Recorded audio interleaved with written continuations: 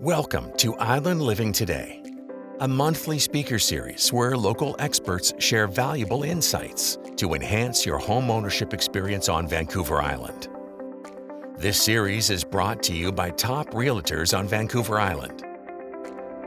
Connie Henschel, who brings 15 years of care and integrity to every client interaction, creating ideal matches between people and homes. Denise Hodgins, who specializes in the finest properties in the Mid-Island region, delivering exceptional service along the way.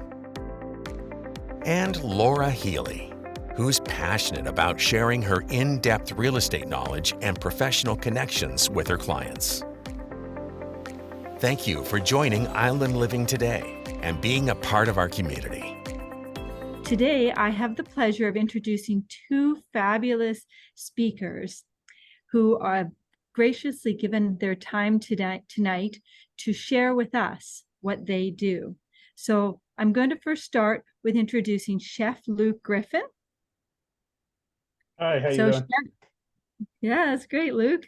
So Chef Luke Griffin and designer Eva Hurly will be on the call tonight with us. So I'm very excited to be on the call with both of you. So Chef Luke Griffin is the owner of Chef's Course.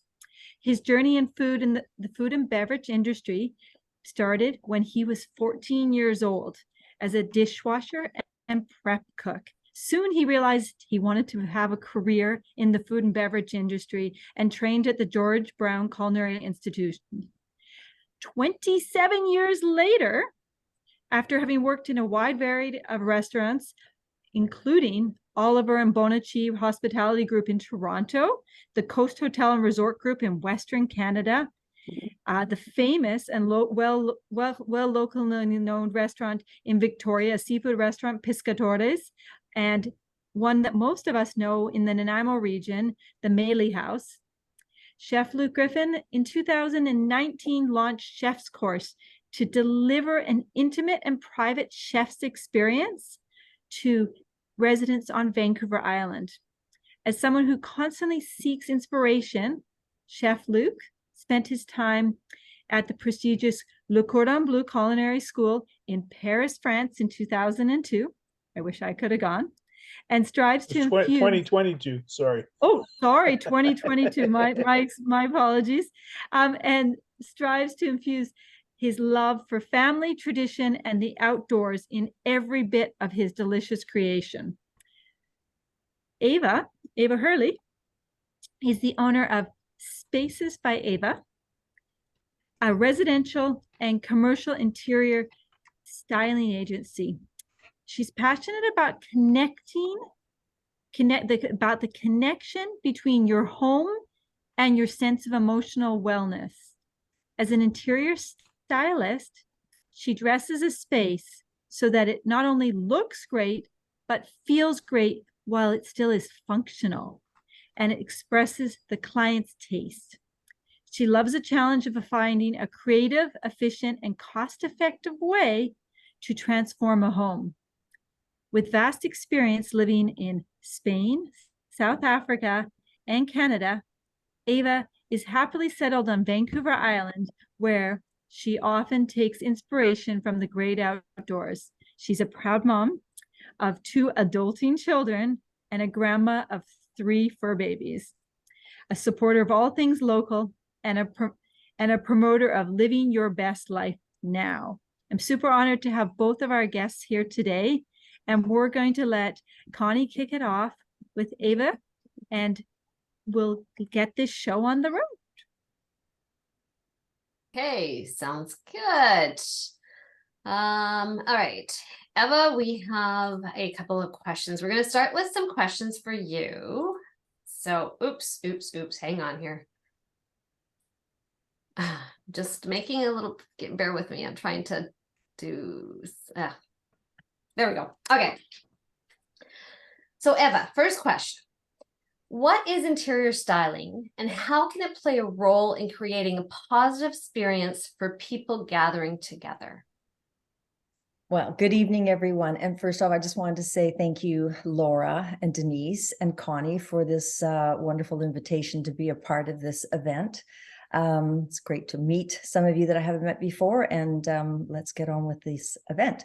So interior styling is a little bit different than, say, interior design or staging. So for myself, I feel like interior styling is the art of crafting a harmonious and joyful living / working space that reflects your personality and your lifestyle.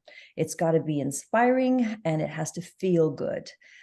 Your living space affects not only your mood and your well-being, but it also affects those of people that you invite into your home. So this is kind of timely that we're talking about this when we are all getting ready for the holiday season.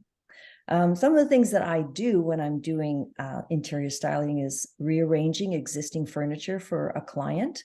Sometimes just the way furniture is put into a room can change the look and feel and the flow of the space. I find a lot of times people are pushing their furniture against the walls and creating this big space with this coffee table in the middle of the living room. And when you bring in the furniture, make it a little bit more intimate, it completely changes the look and feel of the room and makes it also more functional.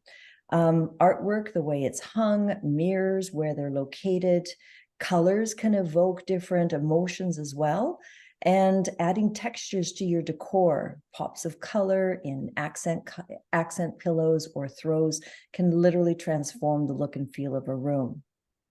When you talk about how it can play a role in creating a positive experience for people gathering together, well, first of all, you want to create an atmosphere where your guests are feeling comfortable and it's inviting and welcoming. The space feels warm. People are relaxed. And at ease, right? You want them to come in and feel like they can just settle into a sofa or a chair and not feel like it's uncomfortable. When entertaining, table decor is also a thing that I feel is really important to address, but it doesn't have to be complex. It doesn't have to be expensive. And sometimes the simplest things can make a table decor really pop and make people feel just super comfortable to sit down. I'm sure Chef Luke can feel the same way about that when he's setting his food around a table. What we're trying to do is literally create a mood and create a memorable experience for people when we invite them into our homes. Sounds really great. It totally makes sense because you can walk into homes where it feels really stuffy and you just uncomfortable. You don't know how to move or do anything, and you don't want any of your guests feeling that way, right? Yeah, exactly. What are some of your favorite ways to bring the festive spirit into the home? So I might be a little bit different than some. I know some people have boxes and boxes and boxes of Christmas decor. I've really simplified that over the years. I think when I had children at home, there was definitely, nativity scenes that I brought out, and there were train sets that went around the tree. So I'm at a different stage in my life right now, and my children have moved away. So my space is really more simple, and I feel like I can get away with doing less and still have a really powerful effect in my decor. I bring some favorite things out. The things that I don't love, I've just let them go. I have to be able to pull things out of a box and have some emotional attachment to them.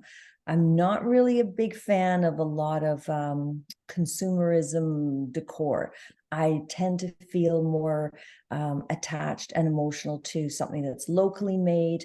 It's got some natural textures to it. Those are the things that when I bring them out, I feel I don't tire of them. They're just classic and they're classic traditions. So, and those really are made out of natural materials. So metals or glass or wood. I think the biggest thing that I do is I bring greenery into my home, fresh greenery. Now, sometimes I'll go and I'll purchase it because it's hard to find it locally, but most of the times I'll forage for it in the woods or in a park, sometimes in my garden. I just did my planter out front of my house tonight, and I used fresh willow branches that I got at one of the local nurseries. Just those with some lights around it and some eucalyptus branches and some fresh cedar branches that I cut from the park. And suddenly you've just literally created this beautiful transformative planter. My Christmas tree is a little bit different as well. I think we've got a little bit of a video here that I finally finished this last night. I know there's designer trees out there that are super popular right now, where it looks absolutely perfect and it looks like it belongs in a Better Homes and Garden magazine, but I'm pretty traditional. Every ornament, and there's hundreds of them on my tree, are reflections of a memory or an event that has been made over the years. So I've got Christmas decor that is, things that have been made by my children when they were younger. I have some that are over 60 years old from my parents that were made from repurposed fabric. So when I'm dressing the tree, it is a walk down memory lane. And I think that's part of my festive way of getting into the spirit. I have candles lit in my home very often. And I know some people maybe don't want candles, but there's flameless ones that are available as well. They really create a beautiful ambiance. They are just so calming, and they can really help with your sense of wellness as well at the end of the day, where it can be quite stressful being out and about Christmas shopping and trying to get everything done. Another big thing for me is music. I feel one of the biggest technological advances in our century has been streaming music. And I always have music playing. I can choose my mood for Christmas. I can choose classics. I can choose jazz. I can choose pop. So I kind of integrate music with the whole sensory of candles. And I'll put some essential oils on that might smell like cedar or pine. Those are the things that really resonate for me of getting involved in the Christmas spirit. Decor does not have to be expensive. I know some people feel like they have to run to HomeSense and they have to get everything organized. But I mean, you can go out and you can grab some outdoor materials, and you can create with just literally costing nothing some beautiful decor that looks fresh and can really change the look and feel of a room, placing on a table, on a mantle, on a countertop. Super easy. And again, you don't have to spend a lot of money doing it. One of my favorite things is creating a centerpiece with just some fresh cedar or fir. Put some candle cylinders in there. They can be flameless as well. And you've instantly got a beautiful centerpiece. I get a lot of my inspiration from social media, Instagram, Pinterest, and I would like to give some credit to the Hillary Style, which I follow, and also Mishka Shu, which is another a great page that has some beautiful examples of using natural materials to create some beautiful Christmas decor. Right now at Superstore, there's a great black pedestal bowl that's $21. Put some fishing wire in there, some chicken wire in there, and add your cedar boughs in there. And you've got this beautiful centerpiece that literally cost you $21, just a little bit of effort. The other thing that I would do is eucalyptus branches are one of my favorites. They have a beautiful fragrance to them. You can order them through Thrifty's, one of the local stores here in town. You can also get them at a nursery, but bring those indoors, use them on your napkin rings with a piece of jute to tie it all together. And just little details like that can make a huge difference in presenting your home in a beautiful and bringing nature indoors. Wonderful. That sounds great ideas. I'm going to add Denise in here. Denise has some questions for Luke. Before we do that, Eva, I love those little quick tips that you have. So the little trees that you had, were those in blocks of wood, I'm assuming? Yeah, so if there's firewood, or if you cut the trunk of your Christmas tree, if you bring a live tree in, then when you cut that piece off, use those, and you can drill it and just stick a little piece of cedar in there, and you've got a wonderful decor that you can spray with some water to keep it fresh. But those are the things that I love to integrate into my decor. Oh, that's fantastic. Amazing. Wow, you've given me Great lots idea. of ideas. Yeah. Hey, Luke, how are you? I'm doing great. How are you? Good to see you again. So, Christmas is coming, and jeepers, we all just spend our entire life in the kitchen. So My what are favorite some of time the of year. tips? Yeah. What are some of your tips for making holiday entertaining fun and enjoyable? Because I, for one, am sick of being chained to the kitchen. Well, first and foremost, you could always hire us. That's right. You can let us take care of it. But Yeah. no, seriously, I mean, when it comes to making entertaining fun and enjoyable, and you don't want to spend as much time in the kitchen, we try and use foods and ingredients that can accommodate multiple courses, multiple menus. Scallops go a long way. Chicken can be used over and over again, things like that. So if you can prep and plan ahead of time, that definitely helps. What do you mean scallops go a long way? In my mind, you cook your scallop and once You it's, eat it. yeah, the end. Like, Well, absolutely. But if you buy a bag of scallops, you can sear some and serve them as an appetizer on the next night. If you have guests staying more than one night and you're doing all their appies, you can do a scallop ceviche. You can make tacos. So when I plan events and parties, and when people are coming to my house, I try and do the minimal amount of ingredients that I can use across multiple ideas. so So you're it helps thinking, save. yeah, so plan your menu so that you can repurpose things. So you mentioned chicken. So you roast Yeah, the yeah. chicken and now you can take that chicken and make, I don't know, fajitas or Or something. chicken salad Or sandwiches the next day for yeah, your guests that are yeah. staying over. Yeah, Okay. yeah. So rather than having a whole bunch of varied dishes, just kind of keep your menu fairly basic, Nice and but simple. Yeah. yeah, change it up. And then what about dishes? I've rented dishes in the past when I've had a large crowd, and man, it was sure nice to just stick the dirty dishes in a bin. Do you do that a fair amount or? Oh, well, absolutely. Yeah, absolutely. When we're doing larger functions, it's a lot easier. It's a lot more convenient.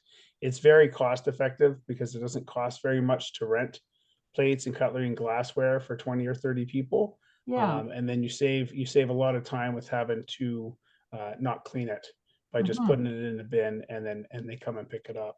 Oh, So they pick it that up. definitely saves as well. Yeah. What the heck? I've always been dropping it off. Oh man. They So charge then, a delivery charge, Denise, so oh, you just have well, to add that on. that's worth it though, Yeah. right? Like, Absolutely, it's worth it. Over the yeah, holidays, it's all about your time, right? yeah. Holidays, especially this time of year, it's all about time with family and friends. So the more time you have with your family and friends, the better the holidays are going to be, in my opinion, anyways. I agree. Yeah. And I don't know about everybody else, but at Christmas time is the time that I get to see family that I often don't see for an entire year. So, you know, washing dishes, and I mean, yeah, you can have some pretty nice candid conversations in a hot sink of water, but I'd really rather be drinking a glass of wine, quite honestly. Absolutely. Yeah, yeah. So then I'm sure I'm not alone. I usually have a house full of people and they're always staying over, like that's just the reality of Christmas time. And Yeah. and so then now it's not just, and we did touch on this a little bit, but it's not just, we've roasted a chicken, now we're going to have chicken salad sandwiches for lunch. There's breakfast, there's lunch, there's often snacks, then there's the dinner again, and it just seems to never stop, right? And I know Yeah. this kind of seems a little bit of a repetition of what we talked about before, but can you expand a little bit more on, maybe making that a little bit easier? Maybe it's serve yourself. I don't know, but Well, some of the cost effective ways that we've done in our family, and that it also helps alleviate not having to do the entire meal is, well, the family hosting will usually take care of the major part of the protein. And then the other family that's coming, or friends that are coming, someone will bring the veg, someone will bring the starch, someone will bring dessert. So we kind of divide it up. So nobody's in the kitchen all day long, and that's been very successful in terms of keeping the cost down, making sure the entire meal's made, mhm. and everybody's involved. Yeah, yeah, that makes sense. Yeah, some of my people, they're coming off planes, so I'm kind of stuck there, but other ones aren't. So maybe they're not going to be just sitting and being served anymore. I'm going to put them to work. Well, the ones coming off the plane can always pick up the wine. This is true. This is true. Absolutely. There's a wine store at every airport. Yeah, yeah. There are no excuses, are there? Yeah. Right. Yeah, that's right. Put myself back on. Eva, in terms of the use of space, what are practical considerations to think about when preparing to welcome guests into your home for meals and overnight stays during the holidays? I really feel like I have an approach about just casual, like just your home. Mi casa is tu casa. So I try and stock the fridge as much as possible so that they can feel comfortable to, and I don't have a lot of guests. That's one thing. It's not like I entertain for 20 or a lot of people. I usually my number is like 7, 8. But it's just give them the casual feeling of this is their home, whatever they want is available. For bedding, one of the things is, you know, I try and keep the dog hair away because I have my grand doggy coming over. So that's one of the things I make sure of. But cozy bedding is always a nice touch. Some flannel sheets, a nice cozy soft throw that you've thrown on the bed, added to it. I'll put some fresh sprigs of greenery or some flowers down in their room, and in the bathroom, just some toiletries and some things that make them feel like they don't have to be worrying about running out of anything. Everything's there. I fully stock everything. I also have an Airbnb in my home, which kind of gets transformed for family to family when they come over. So I've been Superhost for about 7 years. So I'm pretty good at making sure that my guests feel comfortable and well looked after. But I think for me, it's really just making sure that guests feel comfortable in my space, and that if there's something that they need, they can reach out. Food is another thing. Again, it's just about being prepared. I think that's the biggest thing, like Luke was saying as well. The more organization you have to be prepared and have everything ready to go, the more time you can spend with your guests, which is really the goal. I've been in situations where I haven't been prepared and it's been really stressful, and the guests feel it, you know, like they walk into your space and they can feel right away that you're not there for them, and then they feel obliged to kind of like, what can I do to help you? So try and keep everything organized. Less is more, and it's all about the people. It really is about the feeling in your home. Nothing else really matters. Just make it an inviting and warm space for them to come into. Nice. Yeah. If we're looking to impress our guests, what are simple ways to add wow to our homes? And you've made several touches to this already. I'm thinking of all these ideas of next time I have guests in my house of what I want to do. But well, some of the things that I've done, again, over the years, my decor has really changed. I used to spend hours outside stringing lights on ladders, but that's changed as well. There's just so many ladders I want to climb right now at the stage of life that I'm at, but I still love decorating my outside. So what I've done instead is I've used lighting. I think lighting is one of the biggest things that you can add an impact into the exterior and the interior of your home. For the exterior, I found some great lights on Amazon this year, and I've put them in my front yard. I still kind of decorate my tree with some traditional Christmas lights, but I found these wonderful spotlights that are LED, and you can change the colors of them. So I love pops of color. It makes it look really dynamic, and just positioning them against some of the bushes that I have out there and my bamboo has really made a big impact on the front of my property.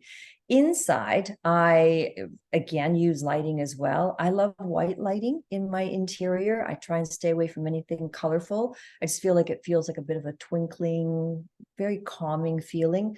There's fairy lights that I know a lot of people use right now. They're battery operated, and I use those in some of my areas of my house as well. But you can see my Christmas tree in the back. It's all just white lights.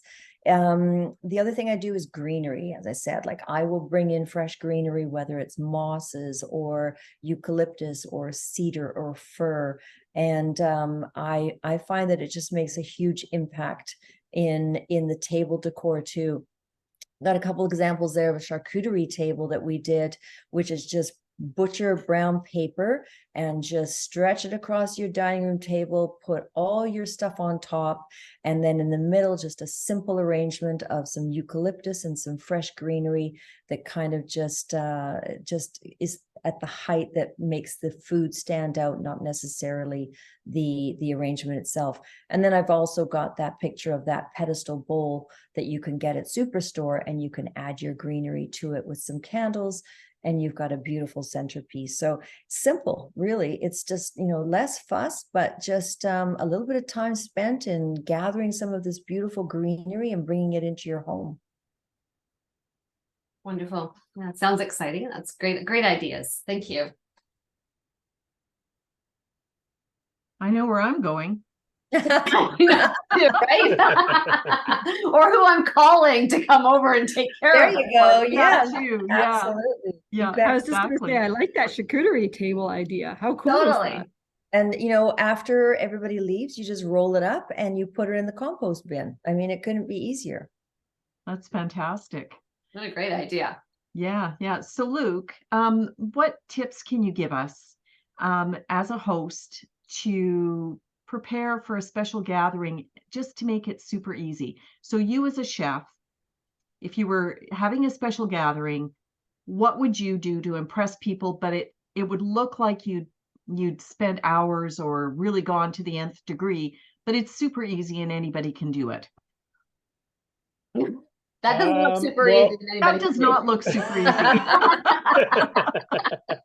Nice try. It looks delicious. on that level, I say platters go a long way. There are things you can do up ahead of time, like charcuterie tables or charcuterie boards, different appy platters that you can do up ahead of time.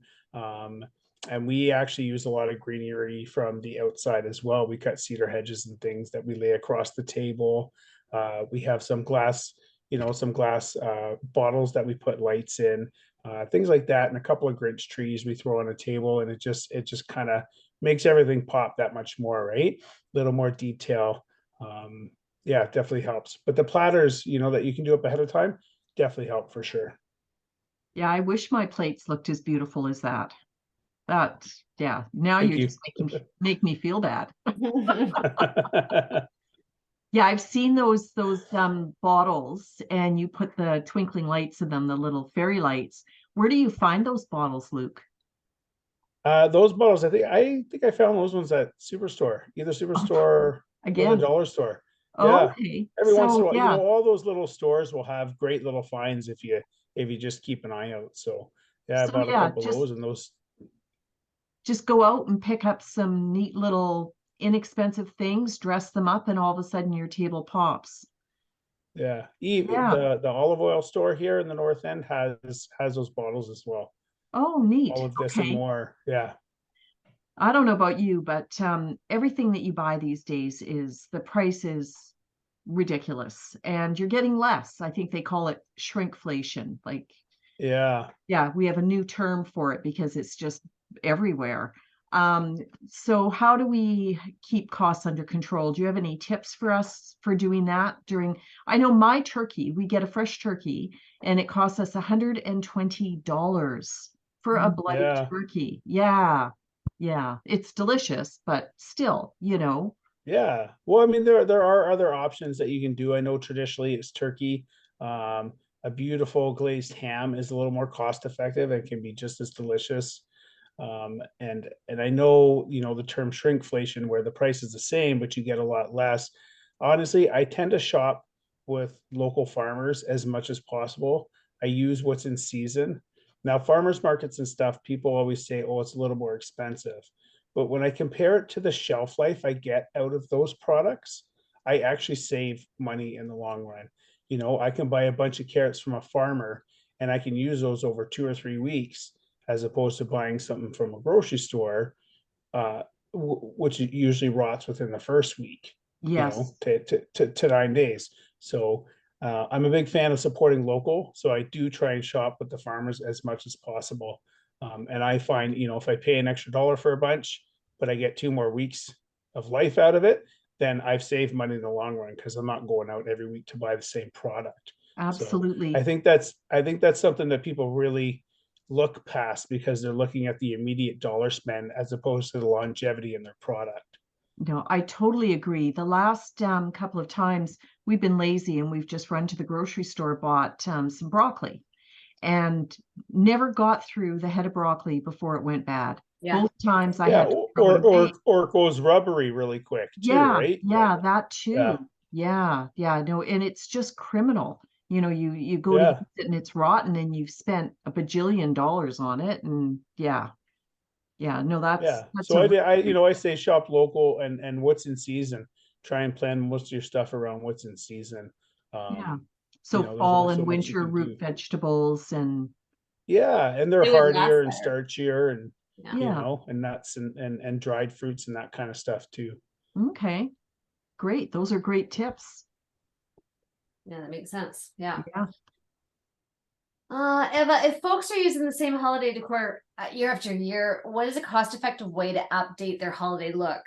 You've touched on this a whole lot already, but can you think of something specific that somebody might have that you could take that, like, I don't know, I'm not good at this, but something specific that maybe they had that you could just take and transform it to something new? Like, I threw you under the bus here. That's okay. I think, if people can, I know some people say they're not creative or they just don't have the ability of thinking outside of the box, but I think everybody has the intuition to know how they want something to feel. And I think if people just tap into that a little bit more and trust their journey with that, whatever it might be. I mean, go into a thrift store and find something there that maybe somebody else. I'm a real big fan of repurposing if you haven't already figured that out. But there's wonderful materials, there's wonderful decor that's already been well loved that maybe somebody has had to part with. Bring it into your space and change it up a little bit. Sometimes even repurposing your summer planters. I had a friend who has taken her summer planters, spray painted them black from like a terracotta, and then added your different cedar or branches of greenery into it. And they've transformed those summer pots into something that is now for the holidays. Add some lighting to it, and you've got a beautiful focal point, curb appeal, or even inside that can really change the look and feel of a space. So I feel people just need to be a little bit more intuitive to what they want and maybe not worry so much about what is mass produced out there and what is on the covers of all the magazines. Like I said, I do go to Instagram and Pinterest for inspiration. I think it's a wonderful direction to go to, but don't become overwhelmed by it. Take whatever you can and integrate it into your home. And if it feels good, then just go with it. Nice. We talk about Christmas, but really this is a holiday time, and there's so many different beliefs and so many different ways of looking at this time. Most people want to invite warmth into their home during the winter season, but what are ideas that are universal and not specific to our I would say our Western traditions or something like that encompass all kinds of different walks of faith, of beliefs and culture? For me, and I think for most people too, it's about ambiance. Like, how does a space feel when you walk into it? How does your space feel when you're living in it? And if you think about when you are out shopping, and not just holiday time, but when you walk into a store, are you feeling good in that space? Is there music playing? Does it feel welcoming? Or is the lighting really blue and cold and you just want to get the heck out of there? So that's another big thing, is lighting. I would say year round, holiday season as well, winter, because we've got these longer, darker days. Get rid of those blue LED lights and make them into a soft white, because those bluer tones can really feel cold and just not very warm and inviting. So that's an easy fix. Just look at your light bulbs and you can transform those into a soft white. Pick them up at Home Depot, at any of the big box stores. Doesn't cost a lot, but it can really change the look and feel of a room. Candles, again, I feel is ambient lighting. It can be with a flame, it can be flameless. If you're going for a candle, try and stay away from those dollar store ones that are, you know, potpourri, super overpowering in fragrance. They do nothing but really give you a headache. And I would say just stay with something natural like soy or beeswax. There's some beautiful options out there. If you want fragrance and you don't want it in your candle, take a pot, put some water in it, add some cinnamon sticks, add some rosemary, fresh rosemary, some lemon, some orange, be creative. And all of a sudden your home feels, it smells beautiful and just fragrant with natural scents. Music, again, I'm going to go back to that. I don't know who out there is not affected by music. For me, if I'm cooking, I've got music on. If I'm cleaning, I've got music on. I've got music on when I'm working. So it just depends on the vibe that I want. But, you know, whether it's classical or whether it's chill or whether it's pop or hip hop, I'll have my own private dance party in my kitchen when I'm cooking. And it just makes you feel good. So tap into what makes you feel good and reach out for those elements that are out there. Sometimes we get too busy in our space and we don't think about what we need around us. But when we integrate those things, it can really make a positive difference into how we feel. Warmth. I've walked into homes and they're cold. The heat is turned down, the baseboards are off, and you're shivering. So if you have the ability of creating some warmth, turn the heat up a little bit. For those special gatherings, if you can, turn your fireplace on.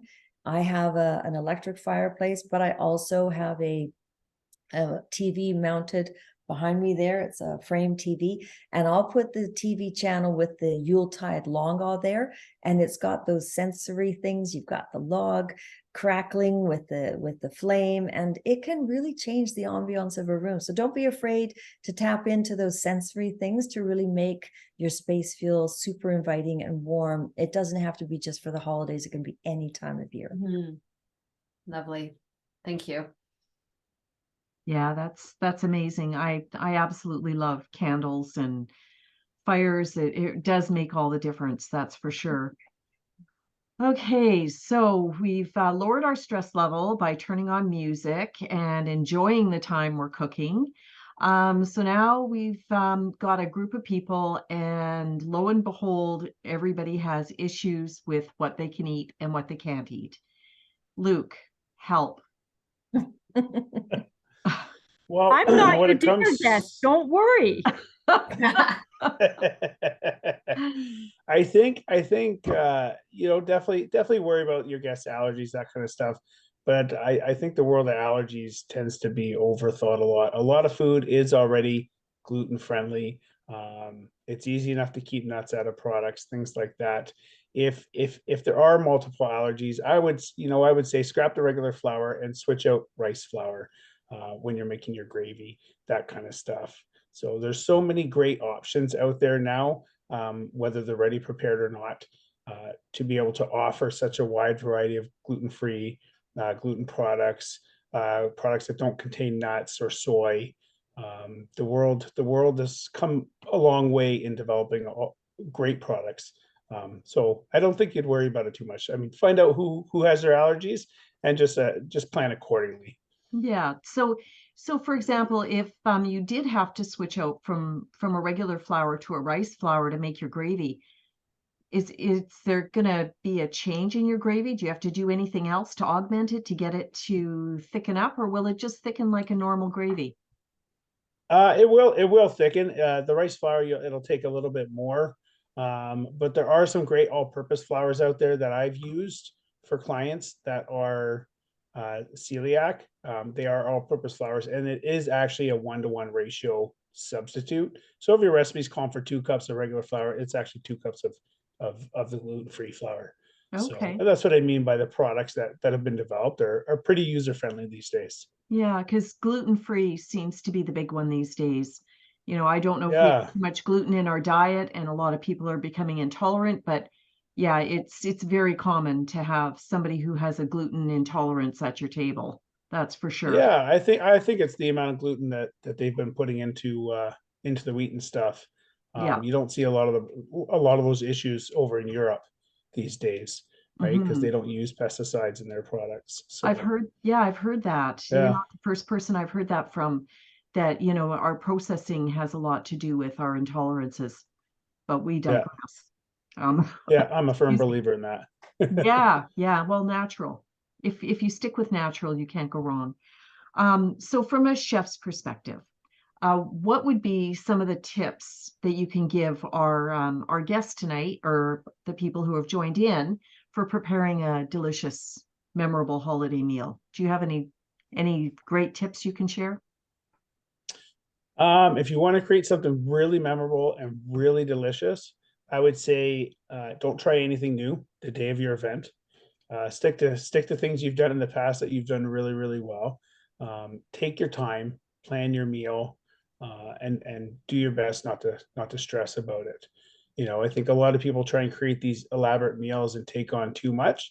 I'm a firm believer of having, a fewer side dishes and a really nice showcase piece of protein.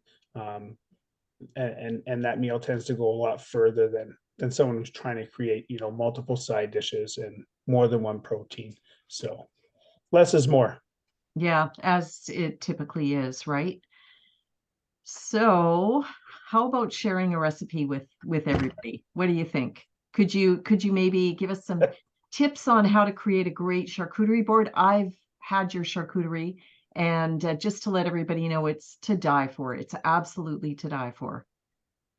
Well, a lot of the charcuterie that I do, most of the stuff on the board I'll make myself. I do purchase, some of the cured meats and prosciuttos and that kind of stuff from the local places around here, like Nesvog's and Meat Craft and so on. But one of my favorite recipes, it's not charcuterie, is my lemon curd. Oh, My okay. lemon curd always turns out yellow and always makes your cheeks just suck right in. So that's one of and to me that's how I judge a great lemon curd, right? If it's making your cheeks pucker a little bit, then that's uh And that's do what I you say. do you serve fruit with your lemon curd, or you just serve it as it is? I serve it as it is. I tend to make nice little tarts out of it, and we'll do an Mhm. Italian meringue and torch that, and maybe add a little bit of raspberry element in there as well. Mhm. So Yeah. Yeah, I've done a yeah, lemon curd with stewed blueberries, and it actually, yeah, yeah, yeah. you layer Lemon it. and blueberries go great. Yeah. Yeah, yeah, you layer it and it looks pretty spectacular. So you're going to share that recipe with us? I don't think we have it typed up, but I'm happy to word it for you if you like. Well, how do we want to do this? Does anybody have any suggestions? What we could do is post it after, if you want to type it up. What does everybody think? You can post it in the comments on the YouTube channel, or people can, that's a great way to do it, in the comments. Okay, Sure. great. That would be Yeah, I'll do fantastic. that for sure. That's great, Luke. I look What forward to what what I trying it. will suggest when you do get the recipe for the lemon curd is purchase farm fresh eggs. Don't buy the grocery store stuff. Get the beautiful farm fresh eggs with really orange and yellow yolks. And why do you say that? Because of color mainly. My lemon curd turns out vibrant yellow, whereas if you're buying generic eggs, it tends to have this white tone to it. Okay, okay. Yeah. And does it matter if the shell is brown or white? Like, do you? No, No. no. I would say organic eggs are the best just because Okay. they have the free reign to eat the grass, which is nice. Amazing. Amazing. Denise, Yeah. what do you love so much about Luke's charcuterie boards? Is it the combination of like the sweet, the salty, and the mustards, or what is it that really Um, jumps out? I mean, well, I know they're delicious. first of all, it's a feast for your eyes. Like when you look at it, it's like, oh my gosh, you don't even know where to begin, right? And then the one that I had that you made for us, it was open house that we were hosting, and it was a lot of mustards that were delicious, and then the mixture of nuts and dried fruit, as you mentioned before, and I'm trying to remember. Boy, it's going back. So this is how it's stuck in my mind. I haven't had it for what, 2 years now, Laura? Is it 2 years since we did that? I Almost think three. so. Yeah, yeah, and it's still like it's in my mind. It's a real wow. So the whole thing. It is a feast for your eyes, right down to the last little bit you shove in your mouth. Like, Oh, well, I'm glad you guys remember that. I always try Yeah. to make sure there's some spicy, some salty, Yeah. different variety of homemade pickles, some different sweetnesses, some jams that have some spice in it, right? So there's endless combinations that you guys can make. yeah, yeah. I know what I like. Try and recreate it. Meh, I fail miserably. But I guess my solution is to just buy your charcuterie. Yeah, you just send me a text, I'll get you set up. I was Awesome. gonna say, I think that sounds like a great holiday welcome board to arrive to, especially with the work Absolutely. schedules. Yeah, yeah, for sure. Okay, at this point, I'm going to pass it over to questions from the audience. Anybody have any questions for Luke and Eva? Just you can unmute your mic and chat away, or put it into the chat box. Excuse me, I picked up a little bit of a bug. I've been trying to kill it with vitamins. So far, I think I'm winning. You're winning, I think. Yeah. Yeah, Much Yeah. better than yesterday. yeah, exactly. Yeah. So no questions, but so Eva, So Oh. just wait. oh, go If- ahead, Susan. If we wanted to order a charcuterie board, where would we order it from? That's a great question. Luke, do you want to put your information in the chat? Would be great, thank you. Appies are not my forte. I know, right? Like, I so busy So doing I can everything else. I can share that one year for my birthday, Luke did my party, and he made duck with pomegranate pearls as an appetizer. And then what else did you do, Luke? It was just spectacular. It was the whole I island think we covered did- in appetizers. Yeah, I think we did I don't know, we had different types of truffles with gold leaf. We had oh Lots of mushrooms, because I we had love a mushrooms. lot. Yeah, lots of mushrooms. I probably did some truffle mushroom cakes, things like that. Yeah, they were just absolutely delicious. And I mean, before we let Luke go, when we were chatting recently, he said his new famous love is desserts. And we haven't really touched on that, but to really to really add a wow to the end of a dinner. Luke, what's your favorite dessert right now, and why? I've actually been playing with a lot of chocolate. When I went to Paris, I reignited this passion for desserts that was always kind of like there. But I've been playing with a lot of chocolate. So one of my most recent desserts we've been serving up is a dark chocolate and pumpkin mousse combination with a caramel whipped cream and some other stuff on there. But this turned out really nice. Yum. Crystal is asking what a good dessert is, or an appetizer that can be made a day or two ahead of time. Charcuterie boards will definitely hold up. I wouldn't put any crackers on there Okay. beforehand. Keep your crackers and your nuts off the board until you're ready to serve it. When you do serve those, bring them out an hour or two ahead of time so they can temper. Yeah. And what about desserts? Do you have any desserts that can be made ahead of time? I think most desserts can be made ahead of time. I tend to lean, when I'm doing larger functions, I tend to lean more towards tarts. Macarons hold up really well. When you make those macarons, you can actually get them into the freezer. They're good for about 3 months. You just pull a few out as you need them. Yeah. And Eva, oh, go ahead. Sorry. This Truffles? is Sharon. Oh, hi, Sharon. Hi. I'm looking for a signature drink for a cocktail night where we're actually going to different homes, and each home has to have a signature drink. Well, Do you Sharon, have I got any one for ideas? you. Oh. I do. We just okay. Okay, so I served this up at my last. We recently did this pop-up dinner, a holiday dinner at an Airbnb out in Ladysmith, and it was a ton of fun. And nobody in this group was a bourbon drinker, so I decided to serve bourbon.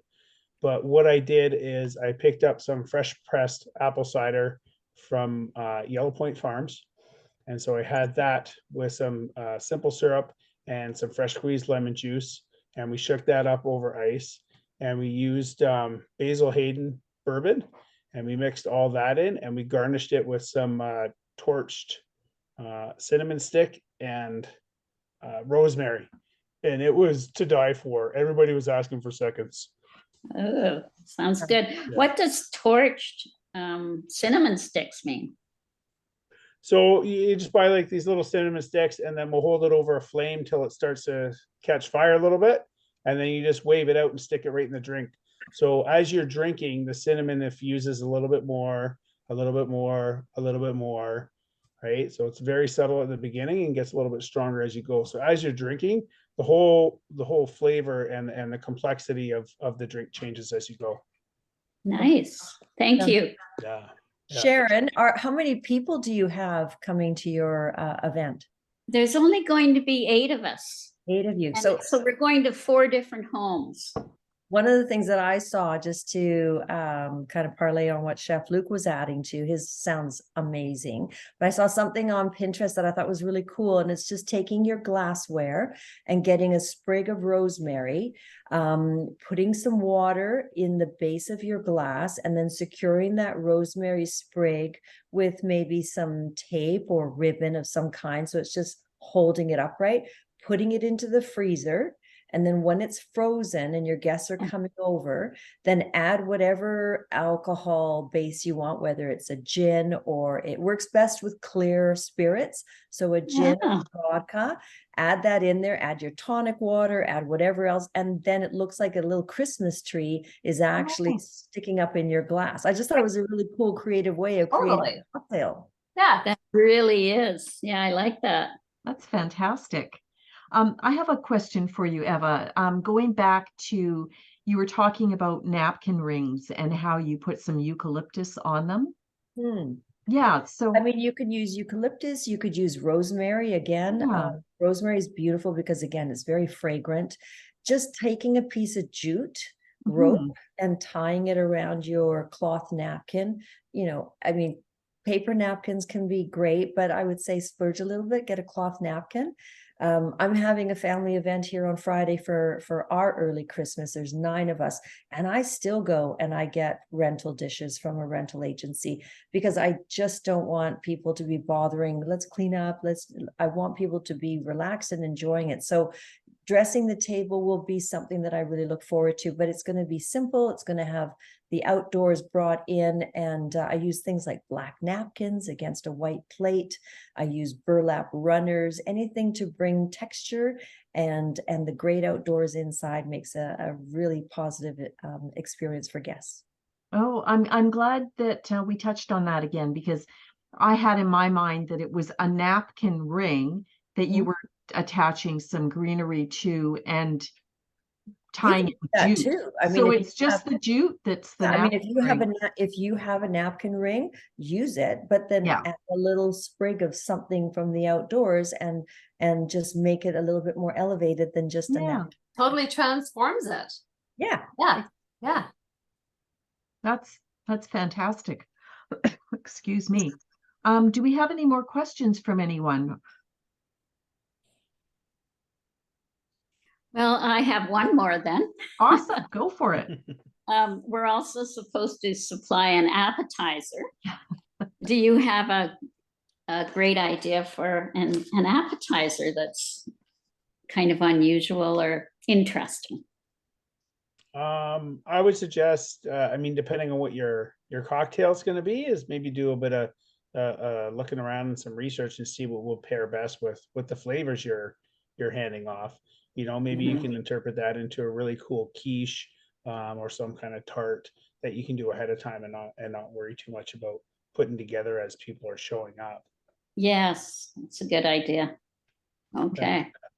That sounds like a fun event, Sharon. Totally. Yeah, it is. Yeah. How do we get an invite? All right. You're all invited. Awesome. Awesome. Well, okay. All right. Well, it's been great. If nobody has any more questions, I'll do the wrap up then. Perfect. Great.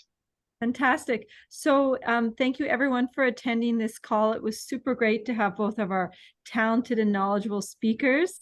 And if anybody is looking for either of their services, both the speakers can put their contact information in the chats easily, or Crystal can help us with that. But on closing notes, Eva was suggesting that if anybody is buying or selling, she can help, no matter who the agent is, preferably us, but one of us, but she can help with doing some pre-staging to make the home prepared for photography. And she can do that both in person and virtual, as well as if anybody has any downsizing goals or New Year's resolution goals, Eva's happy to come and do a consultation. And then on the Chef Luke side, he has been able to share with us something really exciting.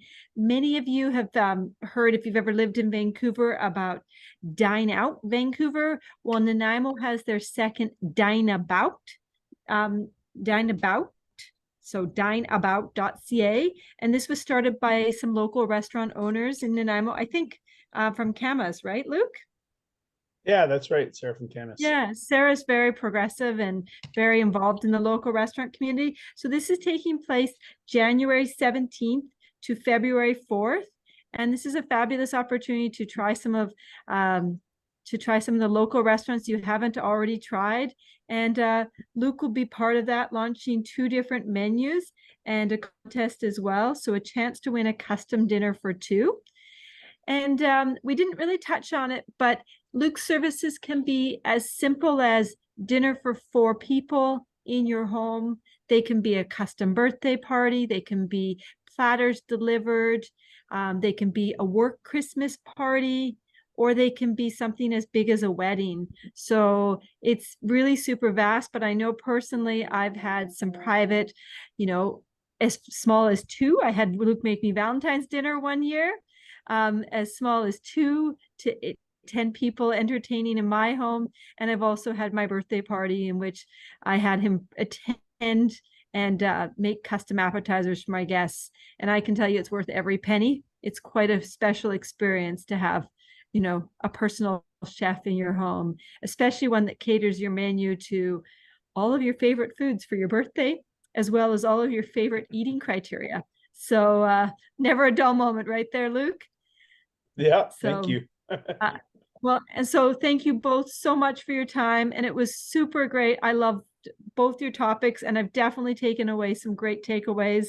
And it was great to have all of our participants have questions this time. It was really fantastic. So thank you everyone for attending. We will be skipping the month of January, and we'll be back the first week of February with a really interesting topic all about estate planning, where we put together a lawyer and a bank and we let them battle it out. Should your estate be managed by your banker, or should it be managed by a lawyer? If not, how should you pick your power of attorney or executor to manage your estate? Thank you very much, and thanks for joining us.